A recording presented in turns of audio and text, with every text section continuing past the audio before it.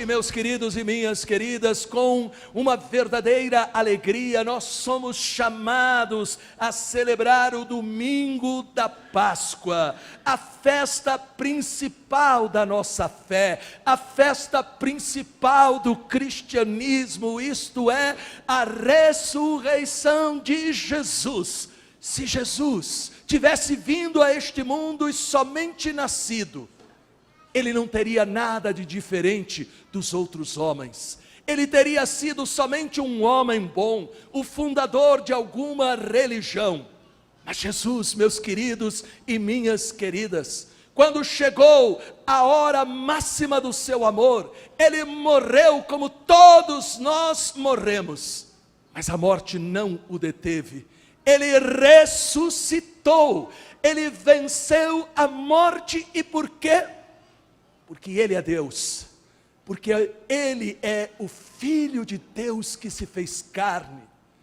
Ele foi enviado pelo Pai para dizer a cada um de nós que nós não podemos viver longe dEle, que nós temos que estar junto dEle, porque nós fomos criados realmente para crescer neste amor, e nós somente cresceremos neste amor se nós com Cristo morrermos para o pecado, morrermos para tudo aquilo que nos afasta de Deus, tudo aquilo que não nos deixa caminhar com Deus, para ressuscitar para esta nova vida, aonde Jesus enche o nosso coração com a sua presença, aonde Jesus nos tira dos nossos fundos de poço, aonde Jesus coloca em nós o poder para a gente vencer aquilo que é mal, aquilo que é ruim, aquilo que nos destrói, por exemplo, os vícios, os maus sentimentos. Sim, meu querido e minha querida, nós estamos neste domingo santo, neste domingo dos domingos, celebrando esta certeza da vitória de Jesus. Mas infelizmente, muitos católicos não sabem direito qual é o significado do domingo. Não fica claro porque o domingo é assim tão importante. E quantos acham, hoje eu vou, no próximo domingo eu não vou, e não tem muito problema.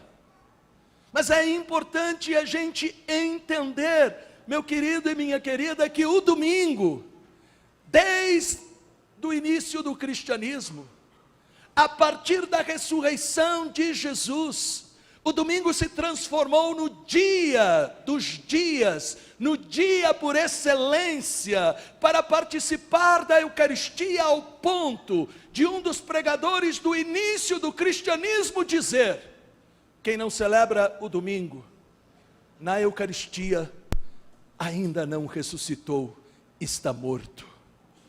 Veja, meu querido e minha querida, infelizmente alguns imaginam que o domingo é um dia inventado, criado, ordenado pela igreja. Outros pensam que o domingo é feriado, porque é um dia civil de descanso do trabalho. E existem aqueles que ficam confusos com a questão do sábado. Se nós continuássemos a guardar o sábado, nós seríamos judeus. E por que nós seríamos judeus? Porque quem examina a Bíblia vai descobrir o quê? O sábado celebrava a antiga aliança que Deus tinha feito com o seu povo lá no Egito. O sábado era para que os judeus não esquecessem jamais desta Páscoa, desta libertação, desta passagem de Deus lá, quando o povo judeu foi libertado da escravidão do faraó do Egito. Se nós continuássemos a celebrar o sábado, nós continuaríamos na antiga aliança. Mas já na quinta-feira santa, quando Jesus disse: este é o sangue da nova aliança. Para existir nova aliança significa que existia uma antiga. E ele disse: este é o sangue da nova aliança. Páscoa significa passagem. Jesus passou da morte para a vida. E esta passagem da morte para a vida não aconteceu no sábado, mas aconteceu no domingo, para transformar o domingo no novo e mais importante dia, no novo grande dia desta nova aliança prometida por Jesus Cristo, e para também dizer para nós que o domingo, com a ressurreição de Jesus, é o dia em que Deus nos recriou. Por quê? Porque foi no primeiro dia da semana que Deus disse: faça-se a luz. E foi no domingo que do túmulo vazio brilhou a luz de Jesus Cristo.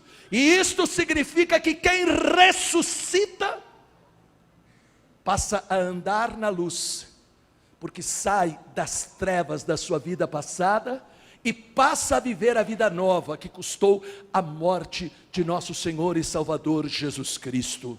Por isso, meu querido e minha querida, o primeiro dia da semana, o domingo, tornou-se desde o início do cristianismo o dia do Senhor, porque neste dia o Senhor da vida, Jesus Cristo, ressuscitou.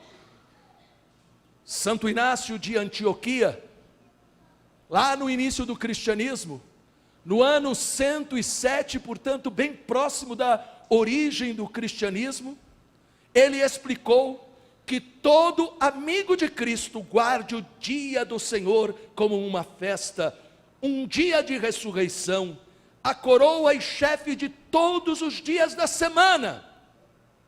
Em outras palavras, simplificando, ele estava dizendo: quem não celebra o domingo não é amigo de Cristo. Amém? Aí você vai dizer: nossa, o padre está me ofendendo. Não, você que ofende a Deus. Eu que ofendo a Deus.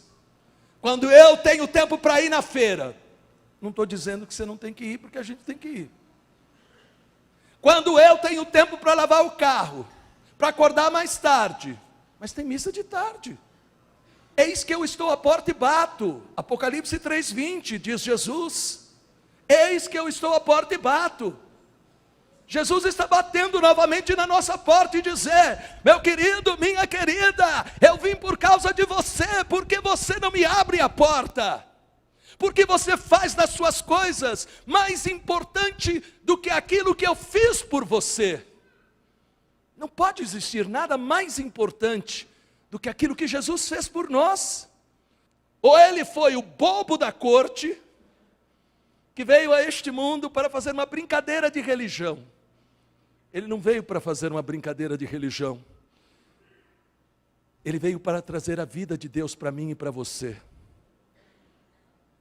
Ele veio para derramar no nosso coração o amor que falta e faz a gente ter medo da vida, o amor que falta e faz a gente se lamentar, imaginar que nós estamos sozinhos, o amor que falta e que faz com que o nosso coração não tenha segurança diante daquilo que a gente vive e faz.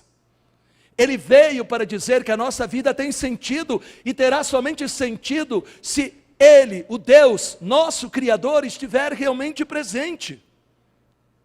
Um outro grande santo, São Jerônimo, que foi o grande tradutor da Bíblia, o primeiro tradutor da Bíblia para a língua mais falada da época, para o latim. São Jerônimo, cheio de entusiasmo, diz: o domingo é o dia da ressurreição, o dia dos cristãos é o nosso dia. Então aqui de novo, me desculpem, não se sintam ofendidos. Quem não celebra o domingo não é cristão. Amém? A dedução é das palavras de São Jerônimo. Celebrar o domingo significa testemunhar: eu ressuscitei com Jesus. Não celebrar o domingo, para os primeiros cristãos, seria o mesmo que dizer: eu ainda continuo longe de Jesus Cristo. O evangelho deste domingo, o domingo da Páscoa, indica para nós qual deve ser o espírito deste dia. Nós ouvimos aí no Evangelho, se você tem a sua Bíblia, em João 20, versículo 1, no primeiro dia que se seguia ao sábado, Maria Madalena foi ao sepulcro, de manhã cedo, quando ainda estava escuro. Maria Madalena estava com pressa de chegar ao sepulcro. Veja que sentimento. O cristão, ele tem pressa de se encontrar com Jesus Cristo. O cristão, ele não se deixa dominar pela preguiça. O cristão, ele, por isso pede todos os dias o Espírito Santo, para que não venha a rotina, o acomodamento, a preguiça, para que não venham as desculpas. O cristão, ele procura justamente ter esta pressa de encontrar com Jesus Cristo. O cristão, ele sabe que é somente através deste encontro que ele vai ter vida. Por isso Maria Madalena disse que ela estava com pressa. A pressa que nós temos que ter de domingo para tentar chegar um pouquinho antes da missa começar. Nós, infelizmente, muitas vezes não vamos depressa porque nós estamos no escuro. Aqui no Evangelho disse, ainda estava escuro. É a situação do coração de muitas pessoas dominadas pelas mentiras do mundo. Às vezes nós temos a impressão que vence quem tem a neutralidade de Pilatos. Fica em cima do muro, nunca se decide. Ou quem se vende como Judas por 30 míseras moedas. Ou utiliza a mentira e a calúnia para destruir os seus semelhantes, como fizeram os sacerdotes dos judeus e os fariseus, que eram as pessoas religiosas. Porém, o que é que a história nos diz? Pilatos é lembrado pelo seu erro de julgamento, porque ele aceitou uma mentira e ele sabia que era mentira. Os sacerdotes dos judeus e os fariseus foram lembrados pelo seu mau exemplo de pessoas religiosas. É aquele tipo de gente que vem na missa, não para participar da missa, mas depois vai na rede social para ficar criticando. Uma psicóloga dizia, quem faz isso, seja em relação à igreja ou qualquer outra coisa, usa a internet para destilar veneno, é uma pessoa covarde. Porque não tem a coragem de chegar olho a olho, não brigar, mas falar o que pensa. O covarde se esconde. A pessoa que tem alguma coisa, talvez, que gostaria de esclarecer, vai direto e conversa. Amém? Mas o covarde usa, né? A psicóloga dizia, hoje, os covardes estão aumentando, porque se escondem atrás de uma rede social, para de qualquer maneira tentar atingir as pessoas com a maldade que muitas vezes está presente no coração ainda dos homens. Então, veja, meu querido e minha querida, como é importante a gente perceber Judas Iscariotes foi lembrado pelo seu fim trágico. Ele se enforcou. Mas o que aconteceu com Jesus? Apesar de Pilatos ter lavado as mãos, apesar de terem condenado ele pela mentira, apesar de Judas ter vendido ele por 30 moedas, Jesus não foi vencido, ele ressuscitou. Não conseguiram destruir a Jesus Cristo. Maria Madalena foi a primeira testemunha da ressurreição.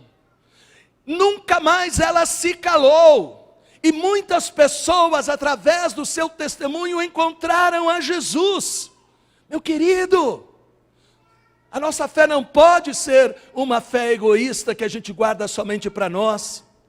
A vida cristã é a experiência de sair da escuridão, para a gente ir para a luz, e a gente realmente viver com alegria a vida nova. Por isso a atitude de quem ressuscitou com Cristo é aquilo que São Paulo falou na segunda leitura aí em Colossenses. Veja na sua Bíblia, capítulo 3, versículo 1, buscai as coisas do alto, Amém? Buscai as coisas do alto. E aí a gente vai aprender a usar bem as coisas da terra, sem a gente transformar as coisas da terra em Deus.